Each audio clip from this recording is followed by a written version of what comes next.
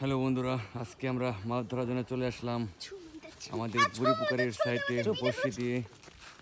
দেখতে পাচ্ছেন আপনারা, এ হলো মাসুদ রানা। তিনি বড়শি দিয়ে মাছ ধরার জন্য খুবই একজন পারদর্শী, এক্সপিরিয়েন্স। তার মধ্যে যে বড়শিতে মাছ ধরার এক্সপিরিয়েন্স, আমরা তা দেখতে পাচ্ছি। আসলে চলুন আমরা দেখে আসি।